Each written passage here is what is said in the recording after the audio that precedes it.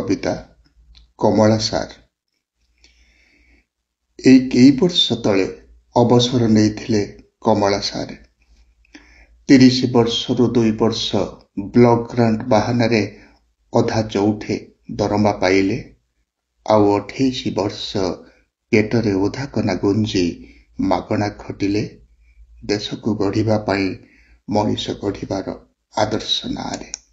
କମଳା sir ଗଢ଼ି ପାରିଲେନି ନିଜ ପିଲା କବିଲାଙ୍କୁ, ଗୁରୁମା ବୋଲି ଗର୍ବ କରିବାକୁ ବୁଝେଇ ପାରିଲେ ନାହିଁ ସ୍ତ୍ରୀର ମନକୁ।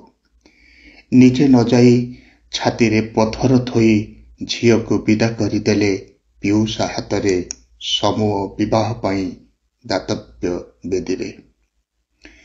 ବିନା ଔଷଧରେ ଗଙ୍ଗା ଜଳ ତୁଳସୀରେ ଏକାଦଶ ସ୍କନ୍ଧ ଶୁଣି କତରା ନଗା ମାକୁ ବିଦା କଲେ ଆରପାରିକୁ, ଗୋଟେ ଟଙ୍କା 2 ଖଣ୍ଡ ହଳଦୀ କଂସେ ଚାଉଳର ବାଟ ଖର୍ଚ୍ଚ ଦେଇ। ନଅମୂର୍ତ୍ତି ବ୍ରାହ୍ମଣ ଭୋଜନରେ କ୍ରିୟାକର୍ମ ସାରିଦେଲେ, ହାତ ଉଧାରିକୁ ଭରସି ପାରିଲେ ନାହିଁ ଚିହ୍ନା ଜଣା ବନ୍ଧୁ ସାହି ପଡ଼ିଶାରେ କେହି ବୋଲି କେହି। ଗୋଟେ କୋଉ ମେଡିସିନ କମ୍ପାନୀରେ ପୁଅ ରିପ୍ରେଜେଣ୍ଟେଟିଭ ଅଛି, କହୁଛି କି ବାପ ହୋ କ'ଣ କରିଛୁ କି, ଉଧେଇ ପାରିବ ନାହିଁ ତ ମଞ୍ଜି ପୋତିବ କାହିଁକି? କମଳା ସାର୍ ସେପ୍ଟେମ୍ବର 5କୁ ଫି ଦର ବ୍ରହ୍ମା ବିଷ୍ଣୁ ମହେଶ୍ୱର 3 in 1 6 ପରେ ଛେପ ଠୋକି କପାଳରେ କର ଅନ୍ନ ଚିନ୍ତା ଚମତ୍କାର।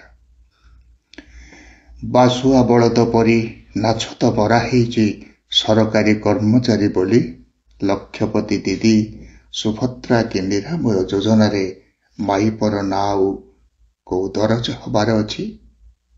ପେଟରେ ଭୋକ ଅଥଚ ଭେକ ସୁହାଉନି ଥାଳ ଧରି ମାଗିବାକୁ ଭିକ।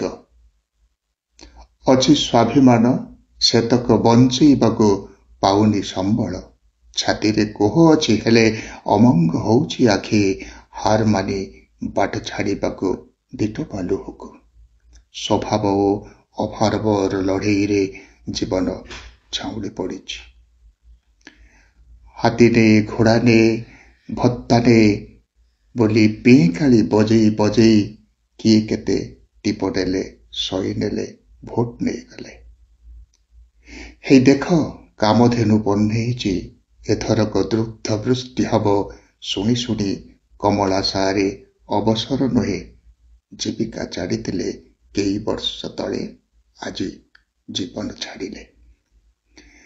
ଥଙ୍ଗେଇ ଥଙ୍ଗେଇ ସ୍ତ୍ରୀ ପଢ଼ିଲା ଭାଗବତ, ଧନ ସମ୍ପଦ ଦାରାସୁତ, ହା କୃଷ୍ଣ ବୋଲି ଯାଉ ଯିବ ମୋତେ ଉଦ୍ଧର ବାସୁଦେବ, ପାଟିରେ ଦେଲା ଗଙ୍ଗା ଜଳ ତୁଳସୀ ନିର୍ମାଲ୍ୟ।